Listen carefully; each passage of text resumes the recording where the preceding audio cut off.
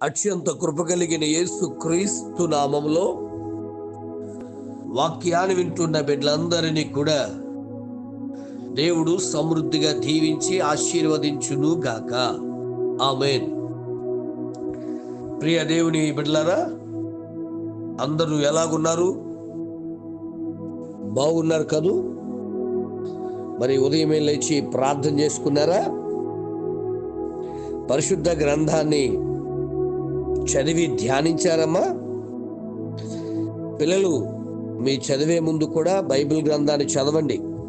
రెండవది ఏంటంటే, మీరు చదువుతున్నప్పుడు చాలా జాగ్రత్తగా చదువు మీద దృష్టి పెట్టి మీ చదువులు కూడా చదవండి. కాలేజీకి వెళ్తున్నా, స్కూల్స్కి వెళ్తున్నా, మరి మీ డ్యూటీలకు వెళ్తున్నా, ఎక్కడికి వెళ్తున్నా దేవుడున్నాడు అని గుర్తెరిగి దేవునికి భయపడుతూ, మరి యేసేపు గారు ఎలాగైతే దేవుడు ప్రతి చోట ఉన్నాడని భయపడి పరిశుద్ధంగా జీవించాడో అలా జీవించడానికి ప్రయత్నం చేయండి.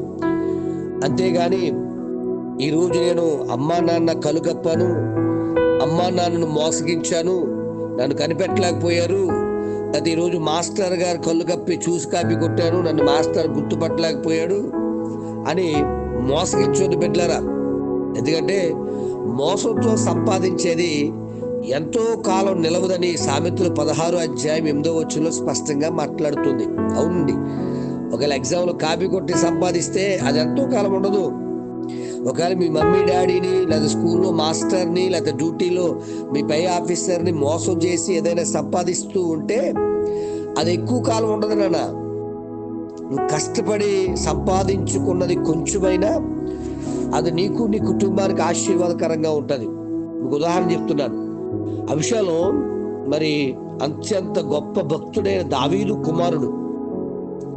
మరి అబీషాలోంకి చెడ్డ స్నేహితుడు ఉన్నాడు. ఆ స్నేహాన్ని పట్టుకుని తండ్రి మీదకి ఎదురు తిరిగి తండ్రి రాజ్యాన్ని సంపాదించుకోవాలనే ఆశతో ఆ తప్పుడు స్నేహితుడు ఇచ్చిన సలహా తీసుకుని తండ్రి మీదకి ఎదురు తిరిగాడు. తండ్రినే మోసగించాడు. బాగా అర్థం చేసుకుందాం. దేవుడు అబీషాలోముని అభిషేకించలేదు, దావీదు గారు కూడా అభిషేకించలేదు. కానీ మోసంతో ప్రజలందరినీ తన వైపు త్రిప్పుకున్నాడు. తనకు తానుగానే రాజుగా ప్రకటించుకున్నాడు. బాగా అర్థం చేసుకుందాం. ఎంతకాలం పరిపాలించాడండి? చాలా కొద్ది కాలం. భయంకరమైన మరణం. చూసారా, తాను చేసిన మోసం తన మీదకే వచ్చేసింది. బిడ్డ, ఈరోజు నీ దగ్గర ఒక వ్యక్తిని నువ్వు మోసగిస్తూ వెళ్తున్నావేమో, కానీ ఆ మోసం నీ మీదకి రాకముందే దేవుని దగ్గర ఒప్పేసుకో. లేకపోతే ఏమీ లేని వాడిగా అయిపోతూ ఉంటాం. అన్నను మోసగించాడు యాకోబు గారు, మావయ్యను మోసగించారు ఆయనే. ఇలా మోసంతో ఆశీర్వాదాన్ని సంపాదించేసుకోవాలి ఎంతో గొప్ప నైపుణ్యుకున్నాడు. కానీ యాకోబు ఒక్కడు మిగిలిపోయాడు. మరి ఎవరివ్వాలి ఆశీర్వాదం అంటే? దేవుడే ఇవ్వాలి. 32 మరి యాకోబు గారు ఆదికాండం 32 ఆ యొక్క యాకోబు ఆ రాత్రంతా దేవునితో పెనుగులాడే తర్వాత, ప్రార్థించే తర్వాత నిజమైన ఆశీర్వాదాన్ని అతడు పొందుకున్నట్టుగా మనం చూస్తూ ఉన్నాం. బిడ్డలారా, మరొక్కసారి తెలియజేస్తున్నాను, మీ మమ్మీ డాడీని మోసగిస్తూ ఉన్నారా? లేక నీ భర్తను మోసగిస్తూ ఉన్నావా?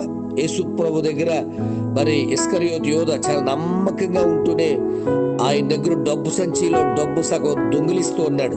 తమ్ముడు, చెల్లి, మీ ఇంట్లో డబ్బులు దొంగిలిస్తున్నారేమో, జాగ్రత్త. ఈరోజు నేను కనబడలేదు కదా అనుకున్నావు. చూసారా, ఇస్కరియోతు యోధ ఎంతటి ఘోరమైన మరణాన్ని పొందాడో. ఎందుకంటే దేవుణ్ణి మోసగించాలనుకున్నంత పనికిమాలిన ఆలోచన అతనిలోకి వచ్చింది. ఏదైనా ఈరోజు మీ మమ్మీ డాడీనో, లేకపోతే నీ భర్తనో, నీ భార్యనో, నీ బిడ్డలనో, నీ సేవకున్నో, నీ పై ఆఫీసర్నో మోసగిస్తూ బ్రతికేస్తున్నావేమో, ఎవరికి తెలియదు అనుకున్నావేమో. మోసంతో సంపాదించిన సంపాదన నిలబడదు, మోసంతో సంపాదించుకున్న అధికారం నిలబడదు, మోసంతో సంపాదించుకున్నది ఏది నిలబడదు. యథార్థంగా నువ్వు ఏది సంపాదించుకుంటావో అది నీకు, నీ కుటుంబానికి ఆశీర్వాదకరంగా ఉంటుంది. మరి నీవు ఈ ఉదయకాల సమయంలో ఈ వాక్యం ద్వారా నువ్వు దర్శింపబడితే, ఎటువంటి మోసం నీ ఆలోచనకు వస్తూ ఉంటే, నీ జీవితంలో ఏదైనా మోసం చేశాను అనే ఆలోచన నీకు వస్తూ ఉంటే, ఈ రోజు నుంచి అయినా ఆ మోసకరమైన బ్రతుకును విడిచిపెట్టి దేవుని కొరకు నిలబడుతూ కష్టపడుతూ దైవాశీర్వాదాలు పొందుటకు దేవుడు కృపను అనుగ్రహించును గాక. ఆమె. తండ్రి నీకు స్తోత్రాలయ్యా. ఉదయకాల సమయంలో ఎందుకో నూతన తలపుడు మాకు ఇచ్చారు, అందును బట్టి స్తోత్రాలు.